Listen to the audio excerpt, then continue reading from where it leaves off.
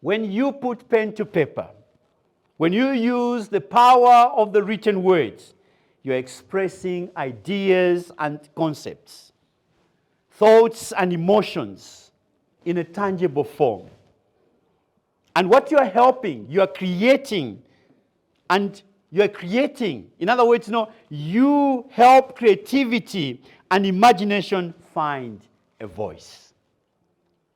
So that creativity and imagination, when you put it to pen to paper, when you put it into typing, when you put it into publication, it becomes a voice that speaks into local communities, that speaks to that businessman who was once a Christian, but they've lost their values of Christianity because now they are tycoons.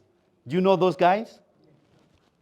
That politician who once started in the Sunday school, now they've lost, all Sunday school. They have no regard for the church. They can do whatever. When you put it in a pen, when you put it in writing, when you publish it, who knows? That politician may stumble on what you have written and it will transform their lives.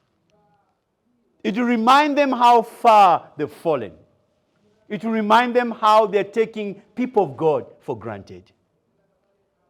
That community leader who's trying all they can to do the best that they can, it will just ignite hope in them. You express ideas and concepts.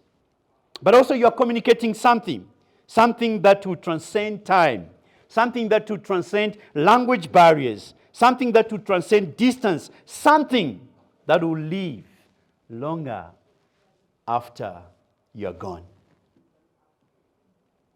Some of the things that we read about, I've made some good friends, great friends in this world.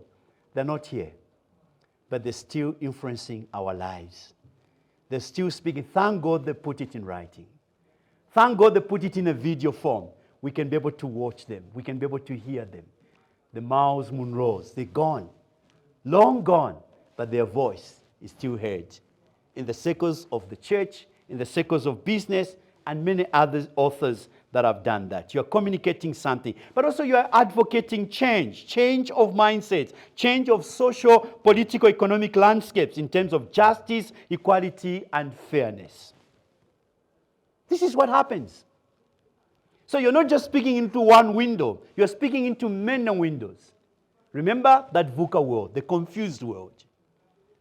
In terms of its social issues, in terms of its political issues, in terms of its economical issues, whatever gift God has given you, you are speaking into that world. So you advocating change. Change is not just going into the streets and shouting. It's good to do that. Sometimes the silent pain can cause big changes in people's mind. When that fellow sits alone in their room and they read what you have written, they come to reality, and the Spirit of God transforms those words and hits them hard. By the time they come out of that room, they begin to speak different. People say, what happened to him? And I've heard some people say, I read a book and just changed my mind.